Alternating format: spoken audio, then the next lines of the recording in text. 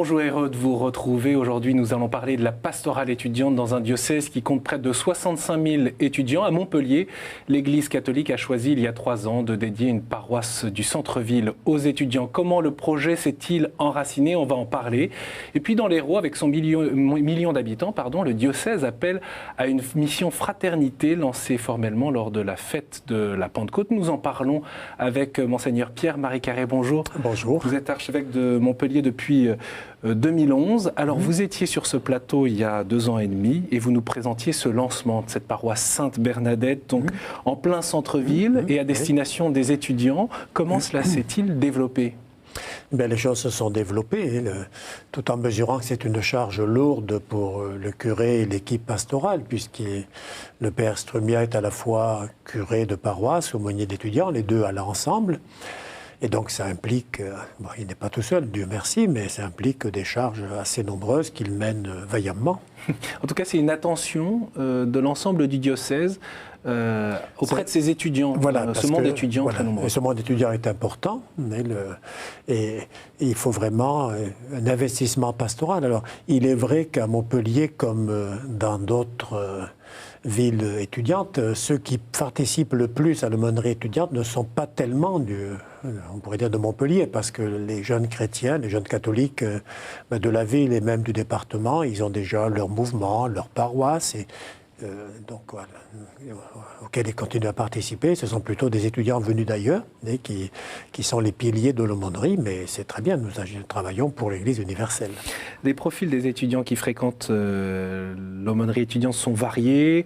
Il y a les cathos engagés, les simples curieux qui veulent découvrir, les néophytes. La paroisse étudiante propose non seulement la découverte du Christ, mais aussi la rencontre de l'Église. Je vous propose, Monseigneur, de retrouver justement la paroisse Sainte-Bernadette, et plus particulièrement Amélie et Romain, dont on découvre le cheminement. Aujourd'hui, ils sont mariés, ils servent au sein même de cette aumônerie étudiante, et c'est dans cette aumônerie qu'ils se sont rencontrés lorsqu'ils étaient étudiants. Adélie et Romain ne sont plus étudiants, pourtant ils passent encore beaucoup de temps au Truel, le local de l'aumônerie étudiante de Montpellier. Parents de 2 petites filles, ils se sont rencontrés à l'aumônerie alors que leurs parcours de foi sont différents. Elle vient d'une famille pratiquante et investie dans les mouvements d'église. Lui a été baptisé par tradition familiale et a redécouvert la foi, seul au lycée. Pendant leurs études, ils ont fait partie du bureau d'animation de l'aumônerie. Cet engagement au service de l'Église a profondément marqué leur parcours de foi. Je pensais comme beaucoup, Jésus, oui, j'avais vraiment rencontré le Christ. L'Église, pas trop, c'est un truc de vieux, un peu pas moderne du tout, c'est pas adapté aux jeunes, tout ça. Et puis je suis arrivé à l'aumônerie, j'ai découvert des messes animées par des jeunes, à la guitare, de la vie, de la joie, mais aussi des problèmes comme partout ailleurs. J'ai trouvé une petite famille, des gens qui avaient plaisir à se retrouver, à parler de Jésus. Et dans ce monde universitaire où c'est très impersonnel, en plus moi j'étais en psycho, donc c'est des grosses promos où on se connaît peu. Et de retrouver un petit noyau de personnes qui ont plaisir à se retrouver et à parler simplement, pour moi c'était très très important. Aujourd'hui, ils préparent des étudiants au sacrement du baptême et de la confirmation. Ils sont également chargés de faire le lien entre les 12 groupes jeunes de la paroisse. Et c'est la joie que leur a procuré leur expérience au sein de l'aumônerie qu'ils veulent transmettre aujourd'hui aux jeunes qu'ils accompagnent. Les études sont en effet un moment clé de la vie d'un jeune. Nos étudiants, bien souvent, ils ont reçu peu de choses par leur expérience de collège ou de lycée, soit parce qu'ils n'étaient pas dans les aumôneries, soit ils étaient dans l'enseignement catholique, mais finalement les propositions manquaient un peu de consistance pour leur donner des choses solides pour leur avenir. On ne leur demande pas d'être diplômés ou d'être extrêmement formés, mais de pouvoir témoigner honnêtement. Mais pour pouvoir témoigner honnêtement, faut-il être bien dans sa foi et être bien dans ses baskets. Je pense que c'est important à cette période de la vie parce que c'est une période où on fait des choix et on fait notamment le choix d'être chrétien engagé ou pas. Adélie et Romain ont eux fait le choix de servir l'Église en couple, mais surtout de faire de cet engagement le fondement de leur mariage. Déjà, ce qui nous a rapprochés, c'est cette foi commune qui vraiment fondait nos vies respectives et qui aussi du coup fondait notre couple. Et elle ne se vivait pas qu'en recevant, mais aussi en donnant. Donc il fallait qu'on continue à donner. Puis c'est quelque chose qu'on partage aussi dans la prière, donc ça soude encore plus, Dans un monde étudiant où la foi est souvent cantonnée à la sphère privée, l'aumônerie se veut également un lieu de formation qui permette aux jeunes de témoigner librement de leur foi. C'est aussi l'opportunité de mieux connaître l'institution Église et la communauté chrétienne. Il y a aussi le fait de la nécessité d'une vie chrétienne, qui est de connaître d'autres chrétiens, de vivre avec eux et donc de construire des choses ensemble et de découvrir aussi la vie des prêtres, le fonctionnement d'un diocèse et donc vraiment de découvrir l'Église sous tous ses aspects. Voilà. Et de voir une Église vraiment une. Eux ne voient pas pourquoi, quelquefois, s'embêter à toute la structure de l'Église ou bien à ce qu'ils estiment être surtout une dimension institutionnelle et de leur faire découvrir, j'ai envie de dire, la dimension incarnée de la vie spirituelle et que cette dimension incarnée, elle est individuelle et collective en même temps. Et de leur faire découvrir que la vie chrétienne, elle est tout autant personnelle que collective. L'aumônerie permet à ces jeunes étudiants de découvrir l'Église au-delà de leur expérience personnelle et de tisser des liens avec la communauté chrétienne. Et c'est peut-être grâce à ces rencontres à l'aumônerie qu'ensuite, comme Adélie et Romain, ils continueront de faire vivre leur Église tout au long de leur vie d'adulte. C'est beau, Monseigneur, de voir ce travail de proximité. Hein. Vous parliez du père Strumia, du curé, là on le voit à table, au milieu des jeunes, en priant. Je crois que c'est ce qui fait vraiment l'un des points forts de l'aumônerie des étudiants, une vie ensemble, une vie vraiment fraternelle, conviviale, parce que le monde étudiant est difficile, et surtout pour des jeunes croyants. Et puis des propositions fortes de prière, de formation, et pour leur permettre d'étayer leur foi. Alors l'aumônerie étudiante, on sait que c'est souvent à la fois plein de joie et parfois un peu ingrat parce que les étudiants y passent quelques années puis après ils disparaissent. Les étudiants ensuite. Et là on voit Adélie et Romain, on voit les fruits que ça peut porter dans une vie, la manière dont ça peut marquer.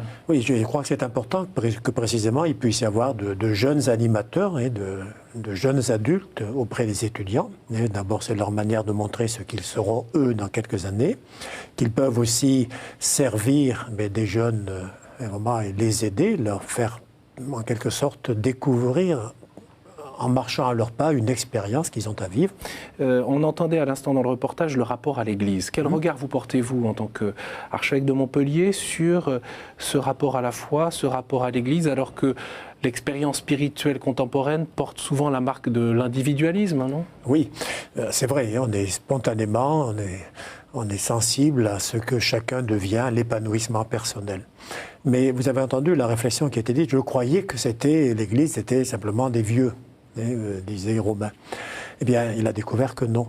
Et alors évidemment, le reportage a eu lieu en semaine, et je crois qu'il y a une autre dimension qui est liée à la vie étudiante, et c'est sur les célébrations du dimanche. Alors, un certain nombre sont où là, l'église qu'on a vue, pas très pleine, est l'église est archi-comble, c'est même la grande église. Là, on était dans la petite, il y a 2 églises sur la paroisse, et la messe du dimanche soir en particulier, qui est celle des étudiants, est vraiment remplie. Et les étudiants et les adultes, les paroissiens qui sont là ensemble. Et c'était un des points, des objectifs de la création de cette paroisse universitaire, puisqu'on a dit qu'on faisait le point. Pour vous, c'est un des éléments. C'est un des éléments et je crois qui montre une réussite, parce que l'un appuie et soutient l'autre. Et pas simplement de dire on est avec une paroisse parce que la paroisse donnera des moyens pour vivre. Non, et c'est aussi pour prier ensemble, pour réaliser des choses ensemble. Et les paroissiens sont heureux de voir des jeunes qui prient, qui chantent et qui célèbrent d'une manière jeune, mais qui les poussent eux aussi. Il faut un temps d'apprivoisement, un temps que la découverte aussi qu'eux-mêmes font partie de l'Église. Ils en font, et l'Église, c'est pas simplement les autres, mais c'est eux aussi, et comme une partie jeune, une partie qui attend, qui désire, mais qui est déjà là. Monseigneur, vous accueillez depuis un an le père René-Luc Girand sur la paroisse Sainte-Bernadette, c'est une paroisse universitaire. On l'a vu d'ailleurs à l'image. Vous le connaissez bien, le père René-Luc, puisqu'il était déjà engagé au sein de Jeunesse Lumière quand vous étiez archevêque d'Albi. Il met en œuvre un projet d'école d'évangélisation diocésaine qui consiste en l'accueil d'une douzaine de jeunes de 20 à 30 ans pour une formation théologique, spirituelle et humaine. Je vous propose de l'écouter. Il revient sur cette proposition, cette année de césure pour remettre Dieu à la première place, comme il le dit lui-même. On l'écoute. Nous allons nous situer, notre bâtiment, juste là, sur le terrain de la paroisse, vous voyez, en blanc là, qui sera donc sur le terrain paroissial, au cœur de cette cité. L'abbé Parguel, qui a fondé cette paroisse, avait l'intuition d'une sorte de cité. Pour le Seigneur, ça va être encore plus une cité. Voilà. Beaucoup de jeunes aujourd'hui, les parents les amènent à faire un cursus d'études très développé. 7 ans, 8 ans d'années d'études, et parfois ont besoin de faire un break pour se réorienter déjà. Mais surtout, beaucoup disent, mais j'ai passé des années sur les bancs de l'école, mais au niveau de ma foi, lire la Bible en entier, j'ai jamais eu le temps. Étudier le catéchisme de l'Église catholique et le Yucat, la version très sympa, c'est génial, j'aime ça, mais j'ai pas le temps. Lire la vie des saints, j'ai pas le temps. Faire de l'oraison, j'ai pas le temps. Prier le chapelet, j'ai pas le temps. C'est toujours une vie hyper active. Donc là, on prend une année pendant laquelle on va recevoir un peu tout ce qui nous manque et nous permettre, non pas de devenir bonne sœur religieuse, mais au cas où, s'il y en a, tant mieux, mais c'est aussi être armé dans la vie parce qu'on a reçu le minimum vital pour bien construire sa vie. Mais surtout, ce qui me touche, c'est qu'en plus, dans cet élan du pape François, qui insiste beaucoup pour que les jeunes soient missionnaires, beaucoup de jeunes ont soif d'être en condition de mission. Donc cette école-là, elle les met dans les meilleures conditions pour pouvoir non seulement recevoir, mais surtout être capable de donner. Et ensuite, tout se fera naturellement. Ouverture prévue septembre 2015, donc encore... Voilà, nous l'espérons. Avec un foyer, donc, il y aurait deux ensembles dans ce qui se prévoit, c'est-à-dire la plus grande partie pour l'école d'évangélisation, dont vient de parler le Père René Luc, et puis il y aurait 8 chambres pour un foyer d'étudiants comme soutien plus direct à la paroisse étudiante. Donc là, avec l'autre, et ce n'est pas 2 réalités séparées. Pourquoi faut-il, selon vous, une école d'évangélisation, et quel regard vous portez justement sur l'évangélisation des 18-25 ans, ce monde étudiant, Monseigneur? Voilà, écoutez, je pourrais presque reprendre mot pour mot ce qui vient d'être dit. Alors, c'est plutôt heureux. Voilà, je ne vais pas répéter, puisque quand il m'a présenté ce projet, vraiment, ça m'a semblé correspondre à une intuition que j'avais, mais il faut avoir la personne pour porter une intuition. Et parce que vraiment il y a besoin d'une formation profonde. Je l'avais vu à Jeunesse Lumière, donc avec le Père Daniel Ange dans le Tarn. Jeunesse Lumière qui fête ses 30 ans d'ailleurs. Voilà, exactement. Mais Jeunesse Lumière est internationale en fait. Ça a été voulu dès le début. Et les Français sont une minorité, tandis qu'ici, c'est vraiment une école diocésaine. Alors, ça ne veut pas dire qu'il n'y aura que des gens de l'Hérault qui pourront y venir, mais vraiment, c'est cet aspect qui est mis en avant d'abord. Et on pourrait dire les travaux pratiques vont se faire à Montpellier, oui, dans les environs, dans le département, mais sans aller plus loin. Autrement dit, ce que ça veut dire, c'est que l'approche par le biais de la pastorale et de l'aumônerie peut ne pas suffire pour accompagner une évangélisation en profondeur. Je crois qu'il y a besoin d'un temps pour Dieu, si je puis dire. Un temps que on se dit, voilà, une année. C'est pas question d'en faire 2, c'est une année. Mais une année où on s'arrête vraiment pour prier, pour réfléchir, pour découvrir sa foi et pour revenir aux aspects essentiels, ce qui vient d'être dit, la parole de Dieu, ce que dit l'Église dans le catéchisme catholique, la manière de prier, et ainsi de suite. Et c'est sûr que c'est semé dans la vie de ces jeunes. On l'a vu tout à l'heure avec Adélie Romain, et ça peut marquer des vies entières. Exactement, parce que ça provoque comme un ensemencement profond, on cultive la terre, si je puis dire, je prends des images terriennes, ça parle aux habitants de l'Hérault. Voilà, exactement, et ensuite ça va pousser. Et quand les racines sont profondes, c'est quelque chose qui va durer. Monseigneur, vous avez, on se souvient bien en tant que à la fois vice-président de la Conférence des évêques de France, mais aussi parce que vous aviez été rapporteur sur le synode pour la nouvelle évangélisation, vous avez reçu la charge de réaliser une synthèse de tous ces questionnaires au niveau français pour le futur synode. Oui. Voilà, synode sur la famille qui se tiendra notre première partie en octobre prochain à Rome. Au fond, qu'est-ce que vous en retenez pour votre propre diocèse ? Mais dans ce que j'ai lu, on voit bien un certain nombre de souffrances et d'attentes. Je résume très brièvement. Souffrances et attentes, parce que beaucoup de personnes qui ont répondu ont exprimé des manques, voire aussi des souffrances qu'ils ont vécues, que leurs proches vivent. Mais ils attendent, ils espèrent que l'Église puisse vraiment montrer de la miséricorde. Et c'est ce que fait Jésus dans l'Évangile d'ailleurs. Il ne chasse pas les gens, et il les accueille, il leur dit « va et ne pêche plus », mais il commence par les accueillir. Et je pense qu'il y a cette attente très forte, très fortement exprimée.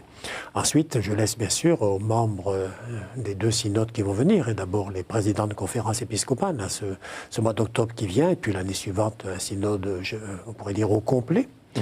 le soin de réfléchir sous la présidence du pape et de chercher comment répondre au mieux à ces questions. Il y a celles qui se posent en France, en Europe, mais il y a aussi à l'échelle du monde. Ce ne sont pas forcément les mêmes questions non plus. En tout cas, on voit que ça suscite des attentes. Oui, beaucoup. Parfois des attentes que vous jugeriez trop importantes par rapport à la réalité de ce qui peut se jouer au cours d'un synode. On a parlé des divorcés mariés. Voilà, cette question-là, par exemple, est complexe, difficile. Et je pense qu'il faut aussi, bien sûr, on peut exprimer ce qu'on attend, ce qu'on en espère, et en même temps se remettre devant la certitude que le pape, il l'a dit lui-même à plusieurs reprises, il n'est pas... ce n'est pas le maître de l'Évangile, ni des paroles de Jésus. Et il vient vraiment pour appeler à vivre un chemin de fidélité au Christ et un chemin de pardon et de réconciliation en même temps. Alors, comment tenir tout cela? Bien, prions et désirons vraiment, soutenons les réflexions qui commencent et les membres des synodes. Et du coup, en écho dans votre propre diocèse, vous, du coup, après avoir réalisé cette synthèse, en tant qu'archevêque de Montpellier, vous dites quoi dans votre diocèse par rapport à la pastorale familiale?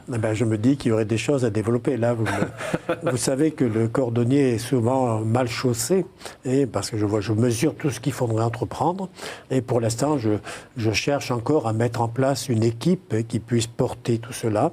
Pourquoi est-ce si difficile? C'est une période de transition? Il y a une période de transition entre des responsables qui l'ont bien assumé, mais qui sont arrivés au terme de leur mandat, et je peine un peu à trouver d'autres personnes pour assumer la suite, mais je ne désespère pas. C'est presque un appel. Voilà, exactement. Et c'est vrai, d'ailleurs, ça rappelle que l'évêque, dans un lieu, l'évêque tout seul ne peut pas faire grand-chose. Il a vraiment besoin de porter avec bien d'autres, et prêtres, diacres, laïcs, consacrés, mais de porter la mission de l'Église, c'est certain. Monseigneur, vous avez lancé cette année une grande démarche diocésaine sur 3 ans, mission fraternité. Le but, c'est de créer des petites fraternités ouvertes sur l'extérieur. Avant de vous écouter, je vous propose de nous tourner vers le père Bernard Boissezon, qui est vicaire épiscopal et curé de la paroisse Notre-Dame de la Paix à Montpellier, ainsi que Bruno Viala, membre de l'équipe d'animation pastorale de la paroisse. Ils nous disent, eux qui sont cheville ouvrière de cette démarche, comment va se réaliser, comment ils souhaiteraient que se réalise Mission Fraternité. La mission n'est pas facultative. La mission, c'est un appel du Christ. Il faut que cet appel résonne aux oreilles des chrétiens d'aujourd'hui. Je vais dire qui, depuis 15 siècles, ont perdu l'habitude d'être missionnaires. Ça fait beaucoup, quoi.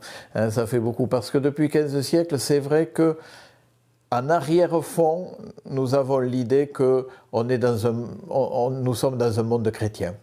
Or, ce n'est plus vrai. Nous le savons que ce n'est plus vrai. Mais encore, les schémas mentaux n'ont pas évolué. Si bien que nous espérons que les premières fraternités se feront avec des personnes qui ne sont pas dans le cœur de la communauté chrétienne, mais qui sont un peu à la marge, qui sont intéressés, mais qui sont peu rejoints. De telle façon que dès le départ, le mot fraternité et le mot mission soient combinés ensemble. Je donne un exemple, il y a des jeunes couples que l'on a mariés. Bon, il y en a certains, après le mariage, ils n'ont pas du tout envie de continuer à avoir des relations avec la communauté, c'est même la majorité.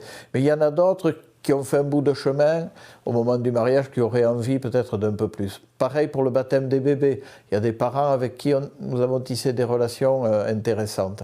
Il y a les parents de la catéchèse ou de l'éveil à la foi, il y en a beaucoup.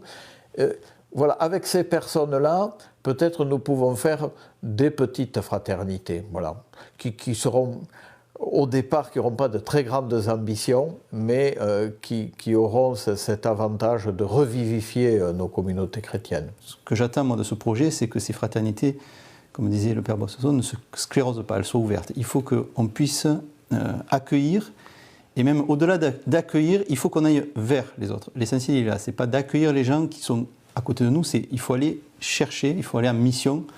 Ça redonne du pep, ça redonne du dynamisme, on va vers quelque chose qui est quelquefois un peu inconnu. Alors on a toujours peur de l'inconnu, mais c'est pas parce qu'on a peur qu'il ne faut pas y aller.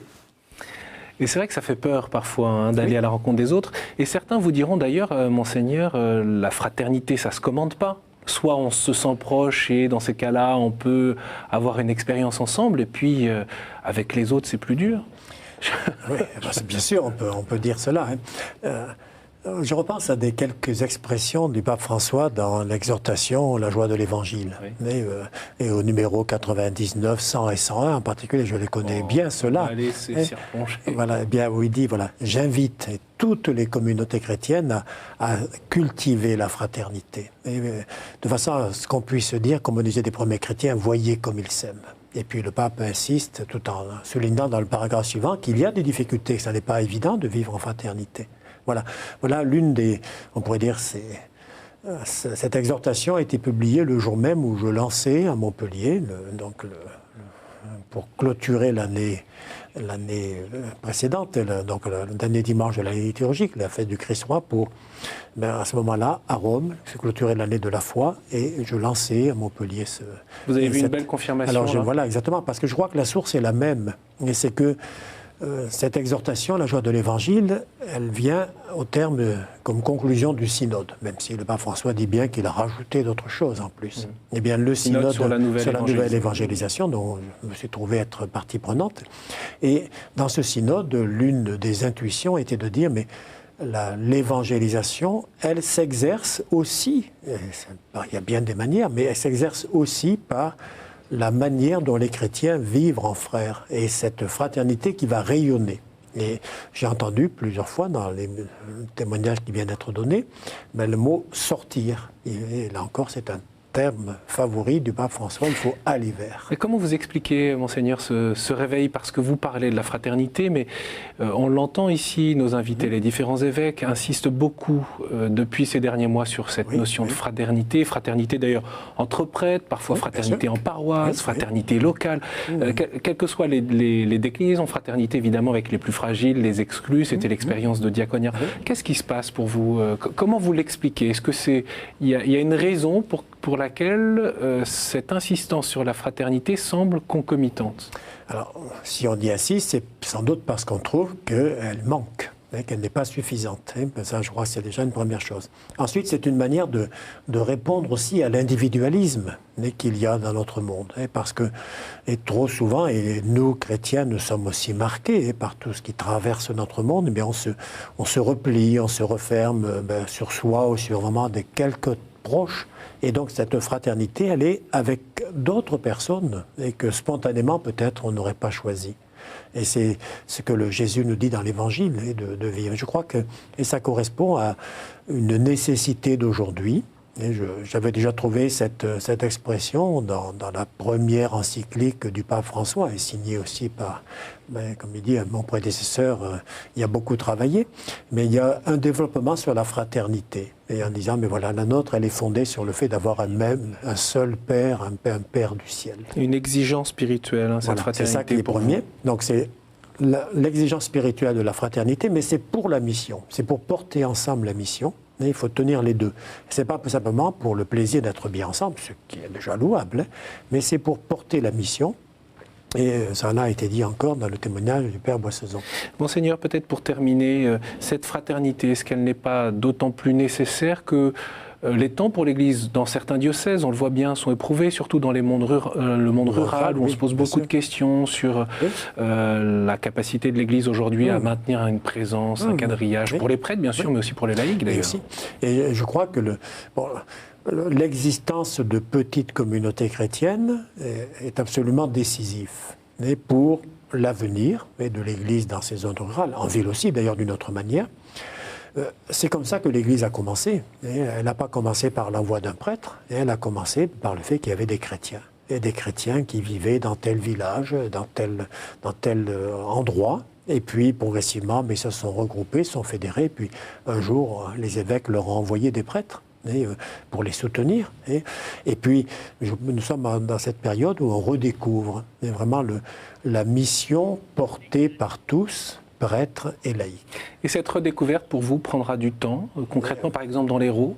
Il faudra du temps, mais ce projet diocésain est sur 3 ans. Mais la première année, va bientôt se terminer, mais le temps que tout le monde en entende parler, découvre de quoi il s'agit, et commence à le mettre en œuvre, mais voilà, la première année vraiment est déjà quasiment passée. Et ensuite, nous avançons et vraiment dans le cœur du sujet, ce sera l'objet de l'année prochaine. Et en même temps, vous qui avez cette vision d'ensemble, si je puis dire, est-ce que vous percevez aussi que le temps est compté d'une certaine manière pour la mise en place le temps est compté, de cette fraternité? Tout ce qui se fait sans prendre le temps, finalement, ne résiste pas au temps. Et donc, il le faut aussi. Il faut vraiment la construire dans la durée.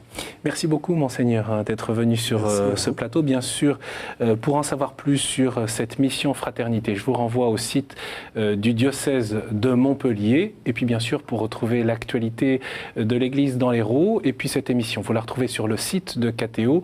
Pour la revoir, bien sûr, mais aussi réagir, poser vos questions. Vous pouvez également la partager sur les réseaux sociaux. Merci beaucoup pour votre fidélité chaque semaine et bien sûr, à vendredi prochain.